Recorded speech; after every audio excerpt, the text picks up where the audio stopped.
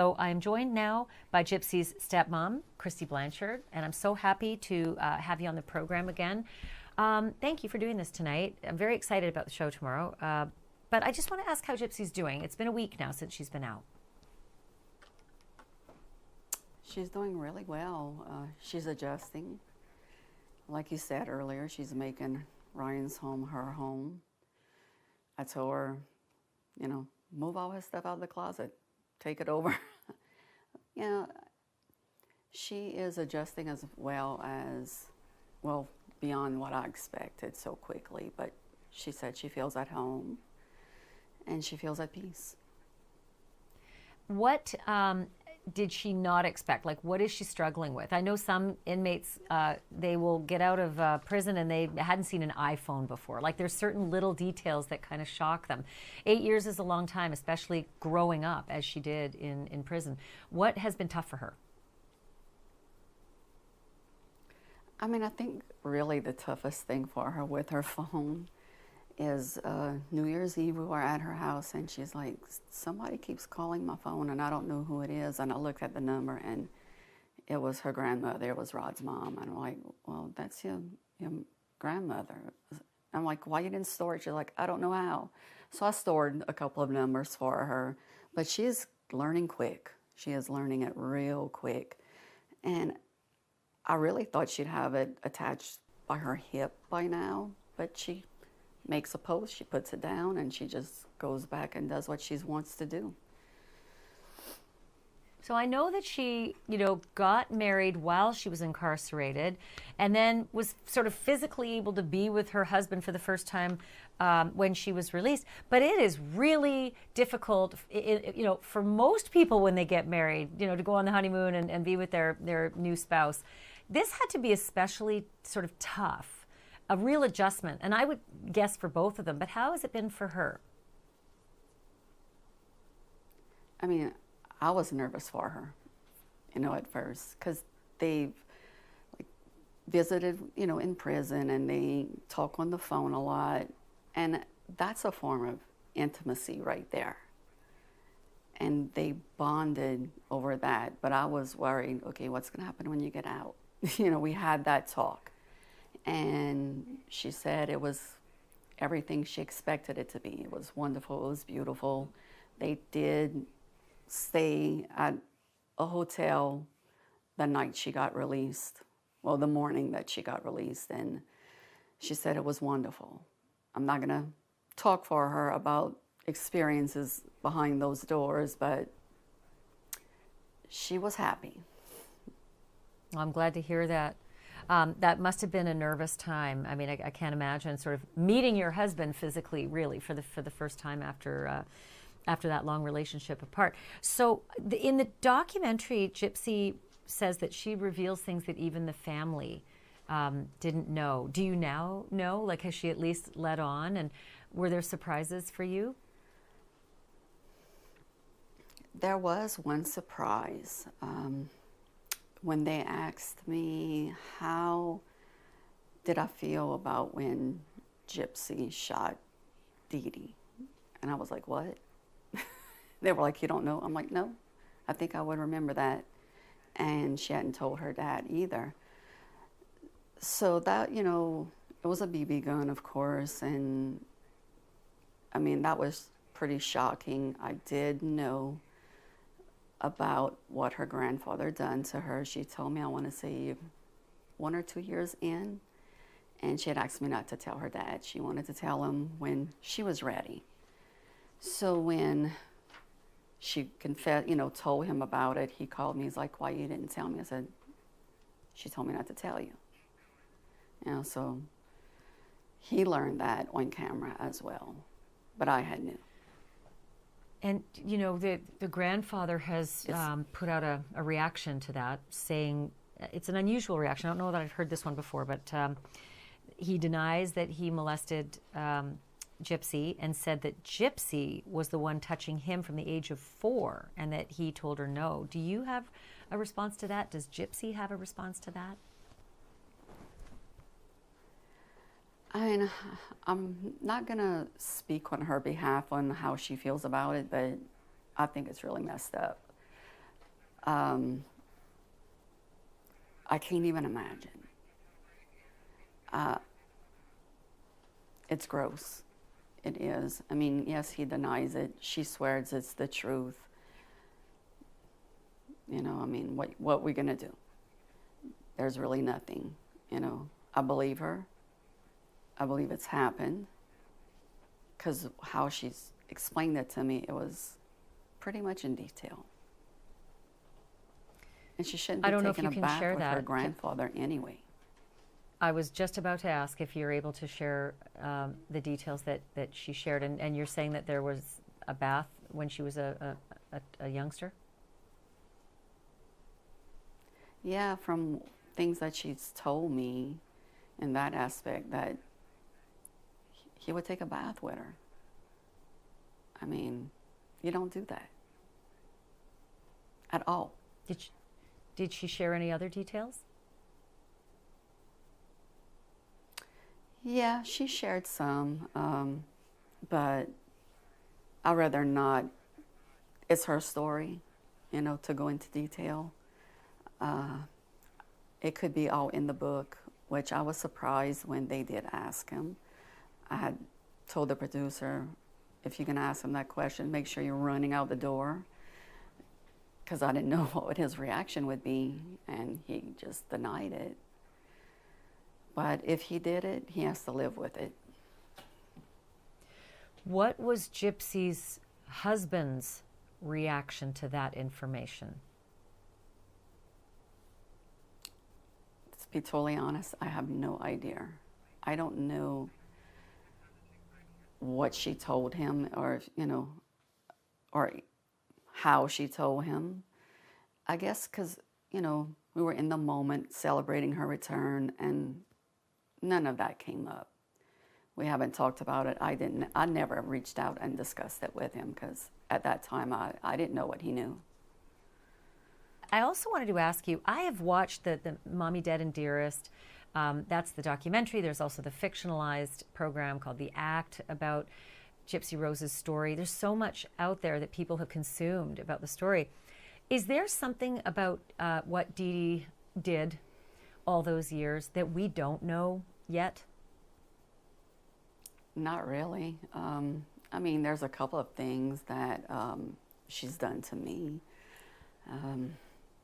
She even called the priest and told them that he couldn't marry us because they were still married. She's pulled some doozies, I'll say. Yeah. She tried to do everything to ruin our relationship. And it sounds like she may have done the same to her father and her father's wife as well. They seem to make some pretty strong allegations that Dee Dee tried to kill her stepmother at some point. At least, I should say, that's in the documentary. It's what they said in the documentary, which leads me to that question. Does Gypsy Rose plan to watch all of the content that's out there, the Act and the Mommy, Dead, Dearest? I mean, does she want to watch those stories about her? We've talked about it several times. The only one she's interested in, besides this one that's coming out, is the HBO documentary, Mommy, Dead, and Dearest. The Act, she doesn't really want to watch it, but curiosity, I think she'll end up watching it one day. I've only watched it once. Rod only watched, I think, one episode, and he had enough. So I guess when she's ready, curiosity, you know, it's going to happen probably, but I don't know when. And of course, the Act is the fictionalized, dramatic presentation of Gypsy Rose's life. So because there's so much out there, because so many true crime fans have followed not only the story of Gypsy, but also her social media. I think she's, at last count, you know, around 6 million followers with Instagram and TikTok maybe combined. That means she's now a public figure. Is there any concern about her safety, and are you all doing anything to ensure that she's going to be okay in her newfound freedom, but also newfound fame? Yeah, I mean, we want to get someone to help her, you know, control her social media, because she's still learning. She has a couple of stalkers out there, I'm not going to lie. Some that are quite disturbing. But as her being safe at home, I think she's going to be okay. If worse comes to worse, we'll hire someone for security. I'm just hoping that the creeps stay away from her, you know? That's all we could hope for her. But can you expand on that, the creeps, and what has been said? Like, what kind of outreach has been made that's been disquieting or disturbing from some of those people? Well, there's one in particular. He was saying he wanted to be there when she got released and hoping that they take a picture of him and saying boyfriend is helping save Gypsy from paparazzi. He wanted to do that. He found out he had my personal phone number and address. And it's just creepy. He's really creepy. He has made multiple accounts trying to add, you know, me, and I figured out quick that it was this person in particular, and if he keeps up, legal action will be taken. He is not from Louisiana. So that sounds like, you know, an uncomfortable fan. Have there been any dangerous threats made? Has she felt uncomfortable about some of the threats or more cruel kinds of comments? I told her try not to read the comments, but New Year's Eve we were talking and she felt kind of a little bummed, and she was like, people could be rude. And I said, Gypsy, you know, let's say there's 200 comments and maybe a handful might be, you know, not so nice. I said, but the replies under it are people defending you. I said, but they're irrelevant. You know, just ignore it. They don't know you. They think they know you, but they don't. Has she got sort of a career path planned ahead? Yes, she does. The day she got out, she told me she didn't realize how big the story was. And I was like, well, no, you've been sheltered. But she definitely wants to use this to be an advocate, to be an influencer, to help, you know, kids that have been in this situation and that their eyes are opening up. If she could save one life, I think her, you know, it's a big deal. It is a very big deal. If she could just save one, now if she could save more, that's even better. She will be having her memoir book come out, and we'll be doing more other things in the future. We're going to try to get her to go to schools and anywhere that we can that she could tell her story, and hopefully so someone thinks that if I read you right, Kristy, yeah, if I read you right, Kristy, she wants to get into advocacy. She wants to give speeches. She wants to help other kids. Like, does that sound about right? She sort of wants to go on the circuit of helping others? You are absolutely right. That's exactly what she wants to do. She has a voice. Everyone is all about Gypsy right now. Use it, take it, you know, take advantage of it. Why not? Yeah, it's fascinating, and you know, and I think that she's walked in those shoes for her entire 3 decades. So that's an advocacy ambassador right there. Can I ask you this, just from a personal level, Kristy? I saw you in the documentary, you know, visiting Gypsy Rose, you and your husband, her father, and you would embrace in the visitors' room, but then that was it. Then you had to separate, and I can imagine that was pretty heartbreaking.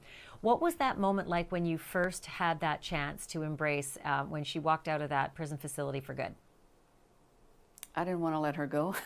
You know, I let her go to her dad.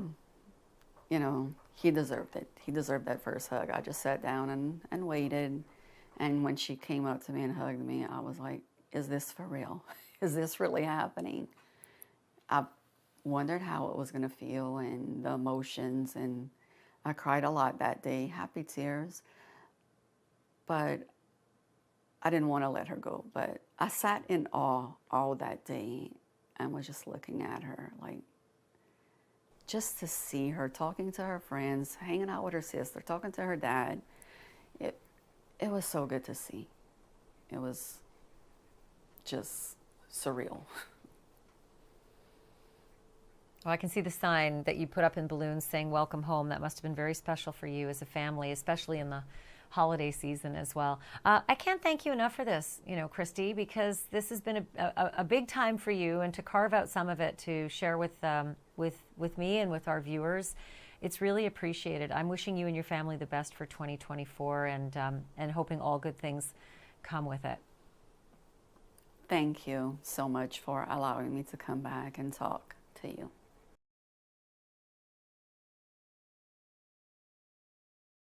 Thank you for watching. Go to newsnationnow.com to find NewsNation on your television provider. And don't forget to click the red subscribe button below to get more of NewsNation's fact-driven, unbiased coverage.